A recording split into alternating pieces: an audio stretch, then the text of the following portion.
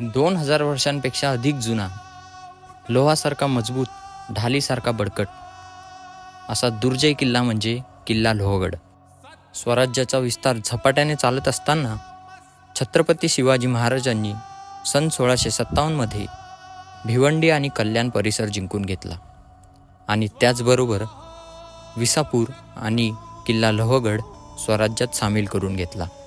किल्ल्याच्या बळकटपणामुळे पहिल्या सुरतच्या लुटेनंतर आणलेली संपूर्ण संपत्ती नेताजी पालकर यांनी या किल्ल्यावर आणून ठेवली होती.